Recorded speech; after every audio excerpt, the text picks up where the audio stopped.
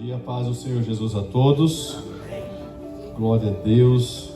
Irmãos, como é lindo, né? A gente vem aqui, ver as crianças empolgadas e com vontade de estar aqui, né? Louvando a Deus. Elas estão ali na salinha e eu louvo a Deus. A Sofia é uma líder, né? Eu vi ela ali, já colocou as crianças no lugarzinho delas, estava dando atividade para elas. Como é bom, né? As crianças, elas já têm o seu chamado desde o ventre e elas começam a despertar isso. A gente vê com Samuel, quando era uma criança e Deus já chamava ele, Samuel, Samuel, e ele não sabia o que era. E aí ele vai no profeta Elias, e o profeta Elias fala: quando você ouvir de novo, esse é Deus, responda: eis-me aqui, Senhor. Né? E quando ele fala isso a primeira vez para Deus, é o suficiente. Deus começa a falar com ele a vida dele inteira, né? Então que a gente possa ensinar os nossos filhos a serem dessa forma, a estarem vindo à casa de Deus, a estarem servindo ao Senhor, porque deles é o reino de Deus, como diz a palavra de Deus, e é nossa função como pais educá-los no caminho. Amém? Hoje eu peço perdão para os irmãos, a gente teve alguns imprevistos ali, né, na parte ali dos banheiros. Então todos os banheiros eles tiveram hoje de manhã uma situação, mas em nome de Jesus ao longo da semana já vai estar sendo resolvido. Tudo isso acontece às vezes para a gente ser provado na nossa paciência, na nossa fé, mas Deus tem nos dado graça. E eu peço que os irmãos tenham um pouquinho de paciência hoje, se quando você for ali usar tiver algum tipo de problema, tá bom? Eu queria ler com os irmãos o texto que se encontra lá em Mateus 22. Tem como deixar a apresentação, por favor?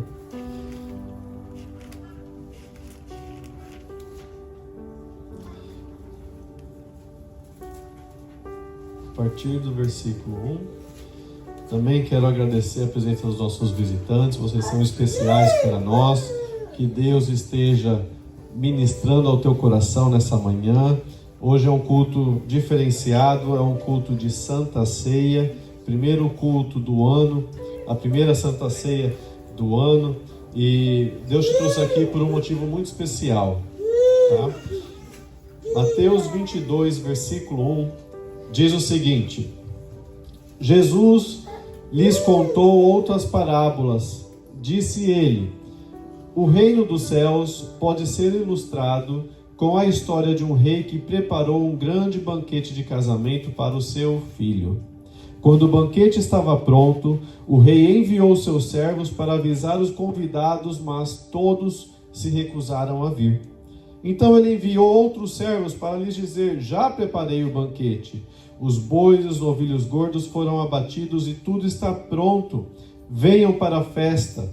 Mas os convidados não lhe deram atenção e foram embora. Um para a sua fazenda, outro para seus negócios. Outros ainda agarraram os mensageiros, os insultaram e os mataram.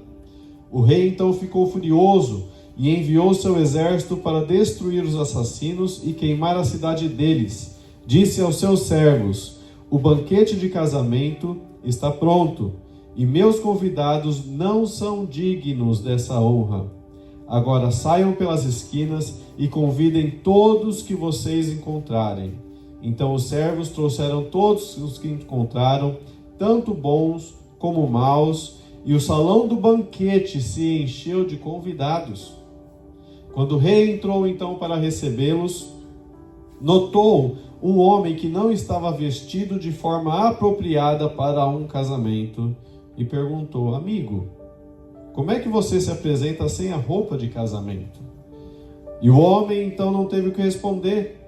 Dessa forma o rei disse: amarrem-lhe as mãos e os pés e lancem-no para fora na escuridão, onde haverá choro e ranger de dentes, pois muitos são chamados, mas poucos são escolhidos.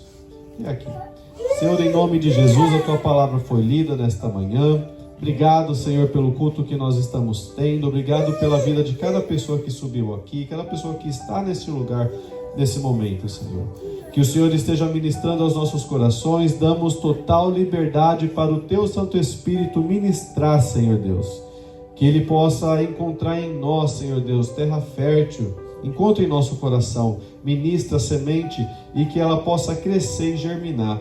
Para a honra e glória do Teu nome que nós oramos e Te agradecemos, em nome de Jesus. Amém. Amém. Glória a Deus, irmãos, podem se assentar. Amém. Na verdade, no anterior, tem uma pergunta que essa é a pergunta inicial para essa manhã. Você tem ouvido o chamado de Deus? Sabe, a gente estava lendo aqui, Deus tem ministrado ao meu coração ao longo desses últimos dias, e aí chegamos no versículo 14 de Mateus 22, aonde Jesus fala, Jesus já tinha acabado a parábola dele, e aí ele dá uma conclusão. Muitos são chamados, mas poucos são escolhidos. E aí Deus me fez essa pergunta: você tem ouvido o chamado de Deus? Você tem de fato colocado o seu ouvido pronto para entender e identificar a voz de Deus quando ela está te chamando? Bom, conforme a gente vê aqui em Mateus 22, Jesus vai estar nos dando aqui uma parábola de casamento. E se você for ver no capítulo anterior, Mateus 21, é justamente o capítulo quando Jesus chega em Jerusalém. Então, ele vai montar no seu jumentinho, ele vai cumprir a profecia que estava falando que o rei viria num jumento, montado num jumento. Ele entra na cidade, as multidões declaram que ele é rei, que ele é o filho de Davi, que ele é a pessoa a quem Deus tinha profetizado que viria para salvar a humanidade, para salvar Israel especificamente. E o povo recebe Jesus. Aí as crianças começam a cantar Hosana, Hosana nas alturas. Isso daí foi num dia. E aí no dia seguinte, Jesus vai no templo.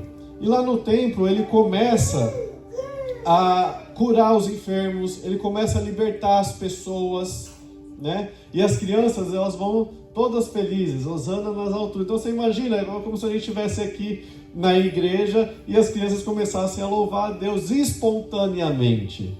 Eu acho lindo quando as crianças começam a louvar a Deus espontaneamente. Você não põe isso no coração delas, elas mesmo começam a fazer isso, porque elas ouvem a voz de Deus.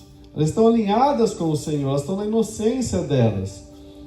Então por isso que a gente nunca pode pedir uma criança de louvar a Deus, não é? Sexta-feira a nossa irmã estava aqui e aí ela mandou o vídeo da sobrinha dela falando: vem para Elohim, vem para Elohim. E ela falava: fica quieta, ela que estava mais alta aqui. Né?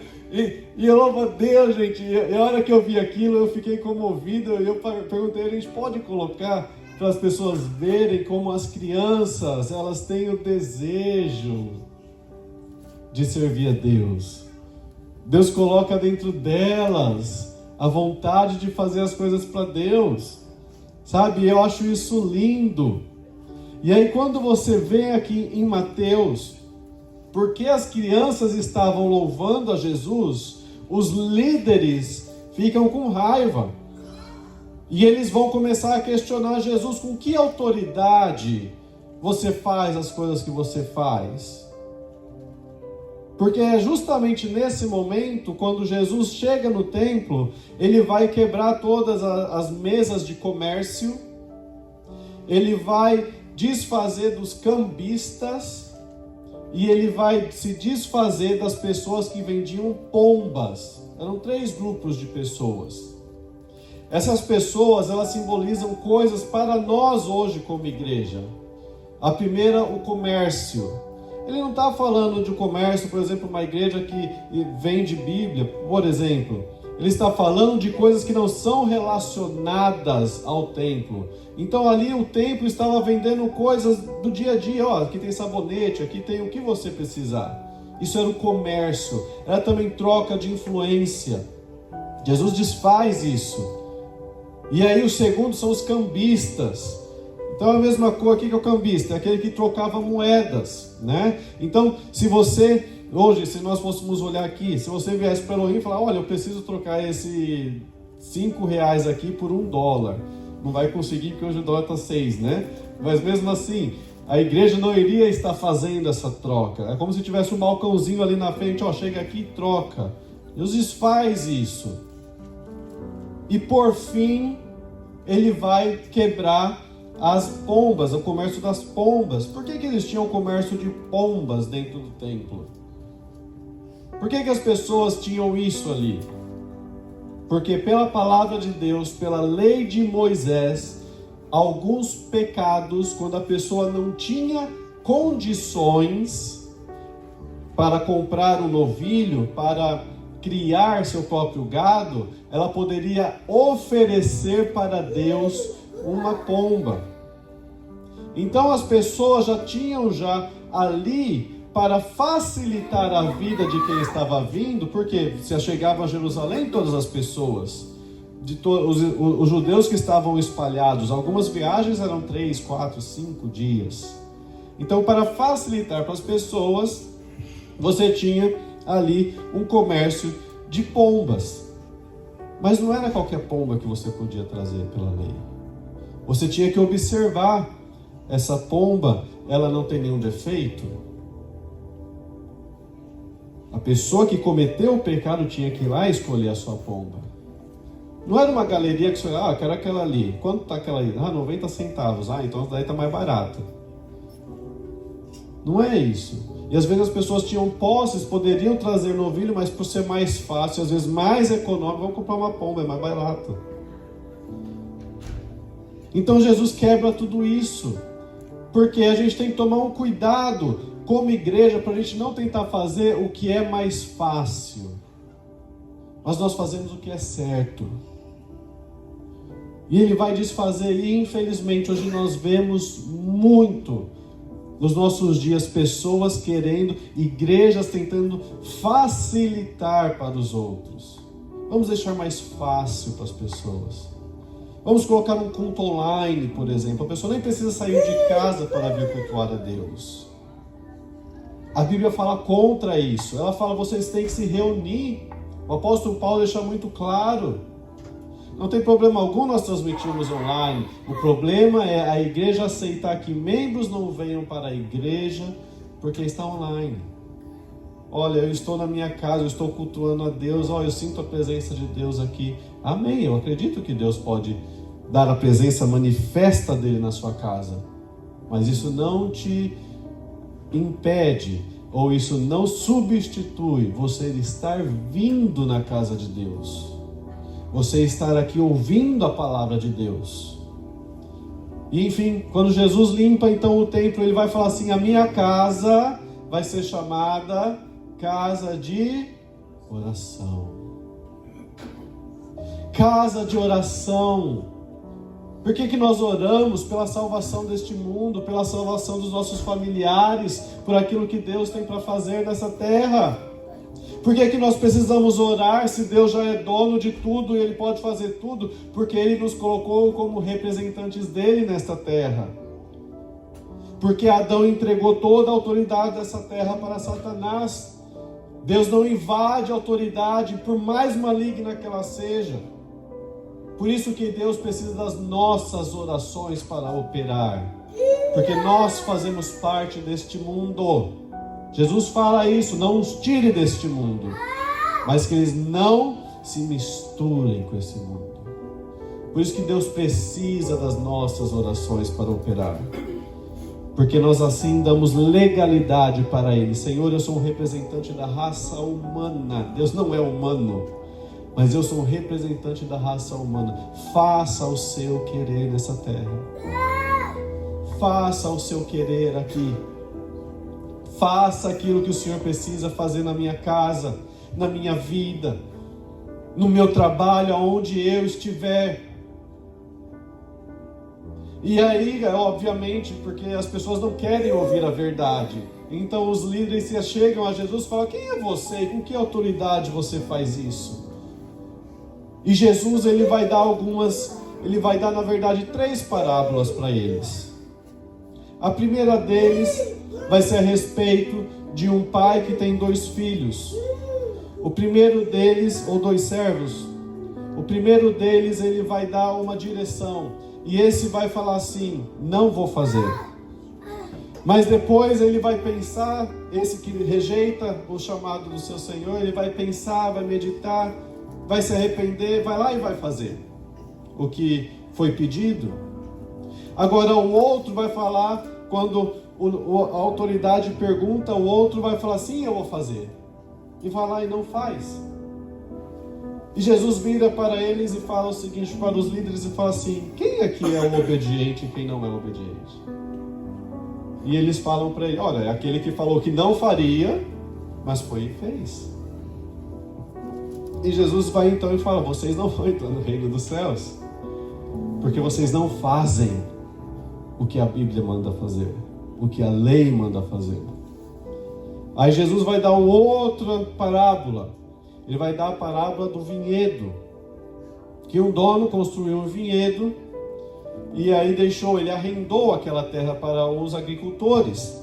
E ele manda então o servo falar que agora ele precisa do vinhedo de volta. E esses agricultores vão espancar os servos, vão voltar. Depois ele vai mandar de novo. E por fim, ele vai mandar o seu filho, porque ele pensa: eles vão respeitar o meu filho? E na parábola, aqueles agricultores vão pensar: se esse é o único filho dele, se nós matarmos ele, ele não tem descendentes. Então eles vão, matam o filho do agricultor, do dono da vinha. Então, o que acontecerá? Jesus pergunta para eles. Quando o filho do dono da vinha é morto, e os líderes falam: ele virá com grande raiva e irá matar todos eles. Mais um alerta de Jesus. E aí, por fim, nós chegamos aqui em Mateus 22, onde ele vai dar agora uma parábola que é para nós aqui. Uma parábola a respeito de casamento. Ele vai falar assim: o reino dos céus, você participar de uma comunhão íntima, pessoal com Deus, é como se fosse um casamento. Mas é um casamento, olha só, onde eu e você, nós não fomos os primeiros convidados. Os judeus foram os primeiros convidados. É por isso que ele fala aqui, Jesus já estava profetizando. Quando o banquete estava pronto, o rei enviou seus servos para avisar os convidados. Mas todos eles se recusaram a vir. Aí o rei vai mandar de novo, vai falar assim: não, mas tem promessa. Só estar na presença de Deus para esses convidados, né, não era importante. Então os convidados, os próprios servos vão falar assim: mas existem promessas. Você vai sair ganhando se você for. Ele vai falar assim: já preparei. Os bois e os novilhos foram abatidos, tudo está pronto, venham para a festa. Mas os convidados então não deram atenção, e um foi trabalhar, um foi para sua casa, outros até mataram aqueles que foram, os servos que foram convidar. Ele está falando aqui dos profetas, ele está falando da lei.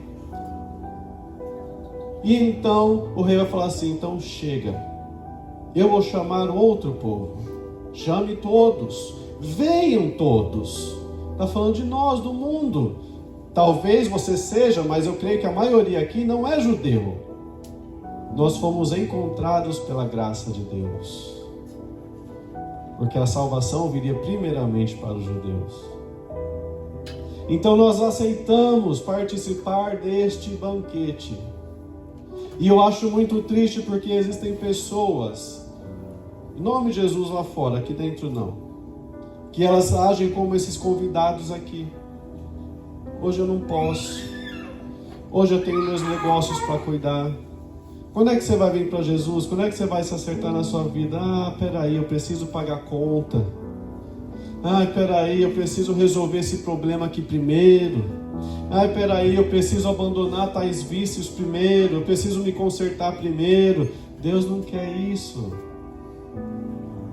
Deus quer você aqui. Deus quer você servindo Ele. Ele não está preocupado com isso. Venha primeiro, venha como você estiver. É o que Deus fala para essas pessoas, Ele fala para nós. Venha como você estiver. Deus não está fazendo acepção de ninguém. Venha. Mas agora Deus não é também aquela pessoa que vai falar qualquer coisa serve. E por isso Jesus vai adiante nessa parábola dele.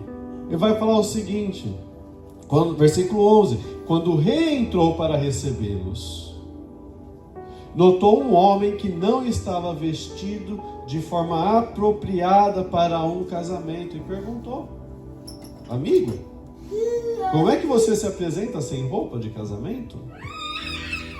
Aqui está falando de vestes, está falando de santidade, de nós termos uma retidão. Pode passar para o próximo, por favor? Essa parábola vai estar falando de uma necessidade de nós termos uma vida de retidão, de santidade. Quando a Bíblia fala para trocar suas vestes, está falando de trocar aquele velho homem, aquela velha criatura que nós éramos. Foi falado aqui, antes eu talvez tinha ofendido alguém, antes eu agia de uma forma, mas agora eu sou diferente. É esse tipo de veste que Jesus quer. É este tipo de veste que Deus está procurando. Uma veste de justiça. Eu sei que eu falei, que eu prometi que eu ia fazer, mas vai me faltar, vai me custar algo. Mas eu vou fazer mesmo assim. Porque a palavra foi lançada. Deus espera que a gente tenha um comportamento melhor, um comportamento mais alinhado com Ele. E é o que Deus está falando. Deus falou aqui: sejais meus imitadores, assim como eu sou imitador de Cristo. As pessoas têm que olhar para nós e ver. Elas têm que olhar para nós e ver Jesus, sentir o cheiro de Jesus saindo de nós. Porque Deus um dia, em nome de Jesus, que Ele nunca venha falar para ninguém nesta igreja: como é que você se apresenta diante de mim sem a roupa de casamento? Como é que você se apresenta de mim usando esse tipo de comportamento? Falando essas palavras com a sua esposa, com os seus filhos, no seu trabalho. Como você faz isso? O homem não teve o que responder, gente, ninguém vai ter o que responder diante de Deus.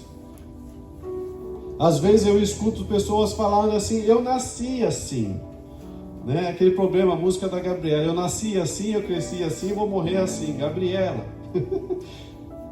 Tem gente que é assim, mas a Bíblia fala uma coisa, que nós precisamos nascer de novo. Ah, eu fui criado assim, não tem problema, agora você precisa nascer de novo. Abandonar, para algumas pessoas talvez seja mais fácil algumas coisas, para outras nem tanto. Mas eu preciso empenhar a minha alma e tudo que eu sou para mudar as vestes que eu estou usando. Deixar Deus trabalhar dentro de mim. Deixar Deus fazer o que Ele precisa fazer. Porque pessoas dependem disso. Sabe? E às vezes a gente quer tantas coisas, mas a gente não se dedica em descansar em Deus, em buscar a presença de Deus. Sabe, alguns anos atrás, algumas décadas atrás, um professor na Inglaterra, ele estava levando seus alunos para visitar a casa de John Wesley. John Wesley foi um dos reformadores. Ele, na verdade, muitos dos cultos hoje foram resgatados pela vida de tantas pessoas que reconheceram o chamado de Deus e se posicionaram. Tome uma posição. Deus, olha só, uma coisa interessante: quando Deus quer fazer algo na nossa vida, na maior parte das vezes, Ele espera de nós uma posição. Se posicione. Ele vai cuidar do resto, mas você tem que se posicionar. Senhor, eu vou fazer. Então, John Wesley, por exemplo, ele trouxe grandes coisas para o reino de Deus. Deus usou aquele homem como um evangelista e trouxe tantas vidas para o Senhor Jesus, ao ponto de, na Inglaterra, a casa dele ser um museu que você pode visitar. E uma vez um professor estava levando os seus alunos para ver ali. E os alunos puderam ver onde a cozinha, a mãe do John Wesley cozinhava para ele. Outros puderam ver a sala, puderam ver tudo ali. E aí chegou no quarto dele. E aí no quarto dele, alguns alunos foram lá e falaram: o que são isso daqui? E o professor foi ver, o professor Orr chama. E essa é uma história verídica. Ele olhou ao lado da cama de John Wesley, tinha 2 fundos, estava marcado o chão, o carpete. Ele falou: isso daqui são as marcas do joelho dele que ele orava toda manhã. De tanto ele orar, o chão da casa dele ficou marcado com os joelhos dele. Enfim, ele continuou, fez o tour que precisava ser feito. E aí todas as crianças estavam indo no ônibus. E aí o professor Orr foi no ônibus. E estavam contando, estava faltando um aluno. Ele falou: deixa eu procurar. Às vezes ele se perdeu ali na casa. E ele foi na cozinha, não tinha ninguém. Ele foi ali na sala, não tinha ninguém. Aí ele falou: vou lá no quarto. Ele subiu e só viu ali a cabecinha dele do outro lado da cama. E a única coisa que ele ouvia era aquele aluno falando assim: faz de novo. Faz de novo, Deus. Ele estava com os joelhos no mesmo lugar onde John Wesley tinha colocado. E ele clamava: faz de novo. Aí aquele professor foi, colocou a mão assim nas costas assim, do aluno dele e falou: Billy Graham, tudo bem, vamos embora. E Deus fez de novo. Através da vida daquele menino, mais de 3 milhões de pessoas aceitaram Jesus no mundo. A família dele é totalmente convertida ao Senhor. Mas por quê? Uma criança faz de novo, Deus. Sabe? E Deus pergunta hoje: quem quer fazer a vontade dele? Quem quer de fato trocar sua veste e vestir uma veste nova? Quem quer de fato abandonar as coisas que para trás ficam e avançar para as coisas novas, para o alvo que é Jesus? Isaías 6, pode passar. Versículo 1 vai nos falar algo. No ano em que o rei Uzias morreu, eu vi o Senhor. Ele estava sentado em um trono alto e a borda do seu manto enchia o templo. Acima dele havia serafins, cada um com 6 asas. Com 2 asas cobriam o rosto, com 2 cobriam os pés e com 2 voavam. E eles diziam em alta voz uns aos outros: Santo, Santo, Santo é o Senhor dos exércitos. Toda a terra está cheia de sua glória. As suas vozes sacudiam o templo até os alicerces, e todo o edifício estava cheio de fumaça.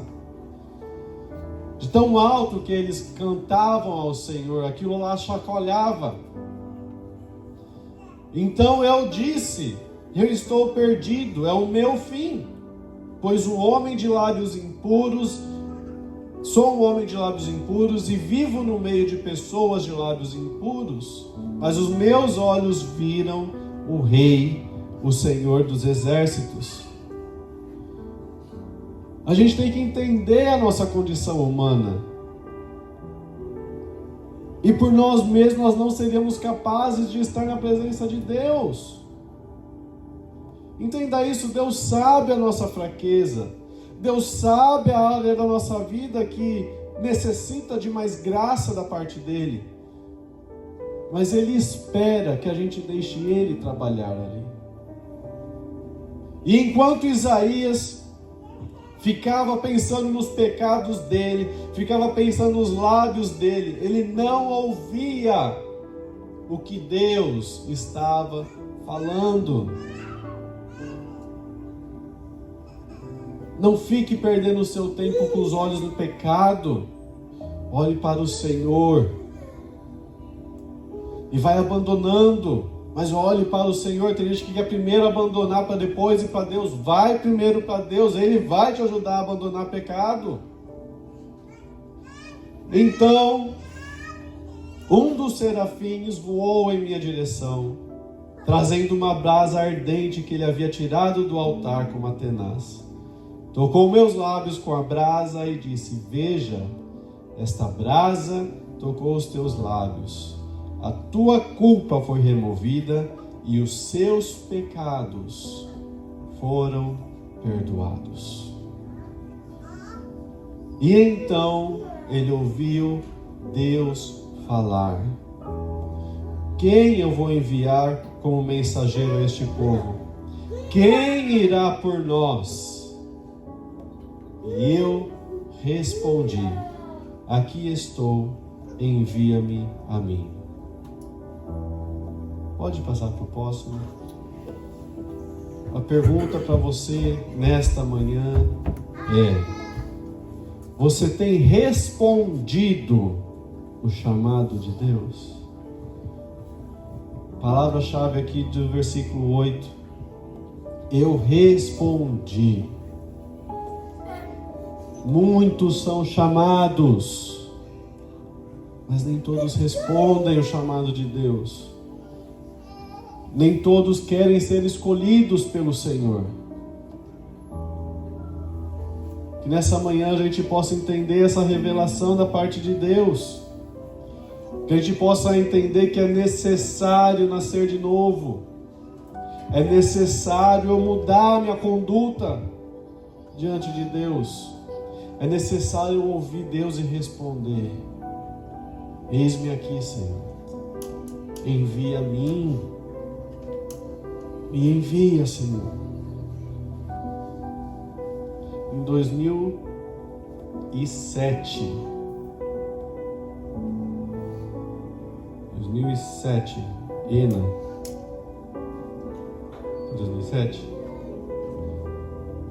2012, então.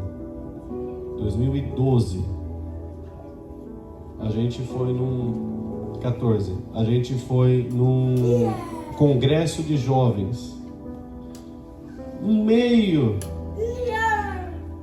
de Minas, em um lugar chamado Jequitiba. Alguém conhece? Pitangui, desculpa, Pitangui. Alguém conhece? Vocês são de Minas, gente? Eu conheço Minas mais que você. Exagero.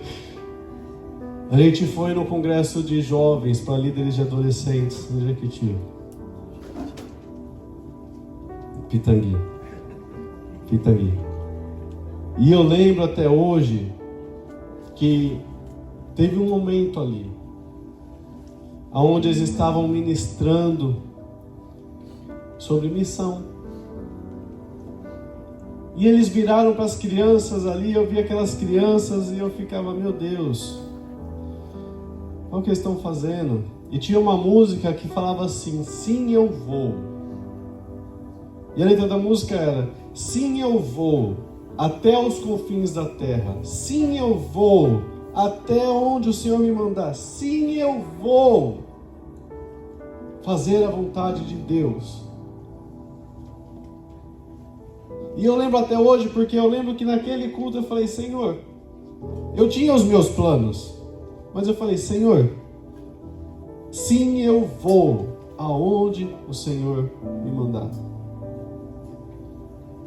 E nunca na minha vida eu pensei em sair do Brasil e morar fora. Mas os planos de Deus são muito melhores, maiores e mais perfeitos do que os nossos. Coloque-se de pé, eu quero orar por você nessa manhã.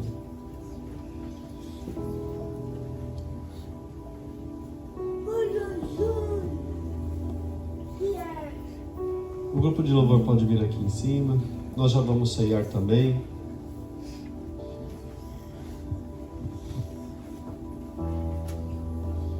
Eu creio que o Espírito Santo já foi falando no seu coração, porque a presença dele é muito forte nesse lugar.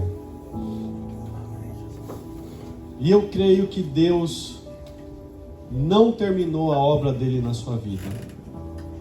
Eu creio que em algumas pessoas ele ainda nem começou. Em outras está bem no comecinho. Mas Deus quer nesta manhã começar uma boa obra, continuar esta boa obra, terminar esta boa obra, te dar graça e favor da parte dele para terminar, para prosseguir, para não desanimar, para não entregar as coisas para o acaso, para não abandonar o caminho de Deus. Então nessa manhã eu quero orar com você. Eu quero orar para que o Senhor esteja trabalhando no seu coração. Você que eu tenho certeza recebeu um chamado de Deus nessa manhã. Deus começou a incomodar o seu coração. Coloque a mão sobre o seu coração agora. Senhor, em nome de Jesus. Senhor, eu apresento, Senhor Deus, a minha vida e a vida de cada pessoa que aqui está, meu Pai. Senhor, faz de novo. Senhor Deus, começa a derramar mais e mais, Senhor Deus, a Tua presença sobre nós. Senhor, nós somos aqueles que queremos cumprir o Seu chamado e responder, Senhor Deus, ao Seu chamado. Em nome de Jesus, Senhor, nos dê força, nos dê ânimo. Senhor, nós te pedimos perdão pelas nossas falhas, Senhor, nossos pecados e tudo aquilo que fizemos que te desagradou. Senhor, nós pedimos que o Senhor venha trocar as nossas vestes, Senhor. Coloque em nós vestes de louvor, vestes de santidade, Senhor. Vestes de justiça, que o nosso falar, Senhor Deus, seja de acordo com a Tua vontade.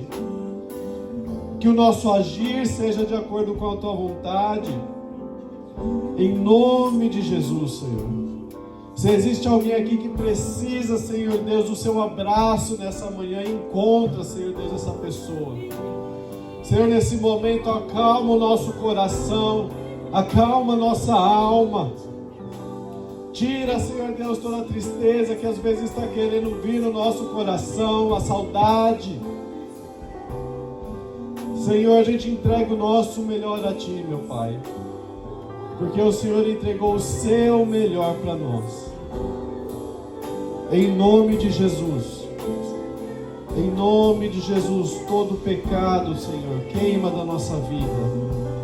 Tira, Senhor Deus, perdoa os nossos pecados, Senhor Deus, e lava as nossas vestes. Nos dê vestes limpas e de louvor para nós ceiarmos com o Senhor. Que a gente possa receber uma brasa, Senhor Deus, desse altar. Do altar do Senhor para queimar a nossa boca, Senhor Deus. Para que os nossos lábios sejam puros para o Senhor. Para que o nosso agir seja puro com o Senhor. Senhor, cuida, Senhor Deus, desses elementos da ceia. Nós consagramos eles ao Senhor. Senhor, ao participarmos da ceia, que haja, Senhor Deus, manifestação do Seu poder. Que nós sejamos transformados, meu Pai. Se existe alguém com alguma enfermidade, que essa enfermidade bata em retirada agora, em nome de Jesus. Senhor, se existe alguém que está sendo preso por causa de pecado, nós profetizamos a libertação em nome de Jesus. Se existe alguém que tem sido escravo, Senhor Deus, de vício, de qualquer outra coisa que não seja do Senhor, nós repreendemos agora em nome de Jesus. Encontra em nós, Senhor, um coração sincero, um coração que quer fazer a Tua vontade, Senhor. E ministra o nosso coração. Abençoe a vida de cada pessoa aqui, meu Pai. Guarda o nosso coração. E que cada pessoa aqui possa receber do Senhor uma capacitação especial essa semana, meu Pai. Senhor Deus, que todo laço do passarinheiro, toda armadilha caia por terra agora, em nome de Jesus. Guarda, meu Pai, a vida de cada um deles, para a honra e glória do Teu nome. em nome de Jesus. Amém.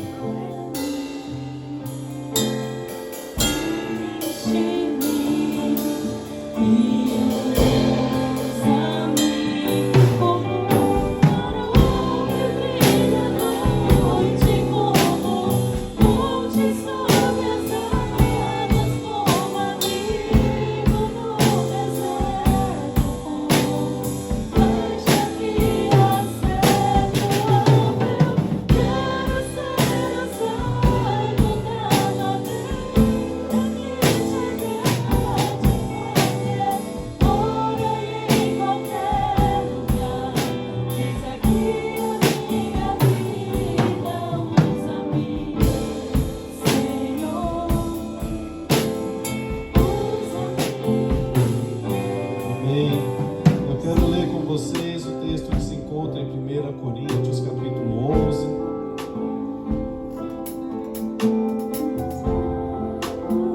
Versículo 23, diz o seguinte: Pois eu lhes transmiti aquilo que recebi do Senhor. Na noite em que o Senhor Jesus foi traído, ele tomou o pão, agradeceu a Deus, partiu e disse: Esse é o meu corpo, que é entregue por vocês. Façam isso em memória de mim. Da mesma forma, depois da ceia, tomou o cálice e disse: Este cálice é a nova aliança, confirmada com meu sangue. Façam isso em memória de mim, sempre que o beberem. Glória a Deus. Eu convido aqui o presbítero Job, o evangelista Rafael, o presbítero Zedimar. Nós já oramos sobre os elementos da ceia. Cada vez que nós participamos da ceia, é como nós participarmos deste casamento que nós lemos aqui. É um privilégio.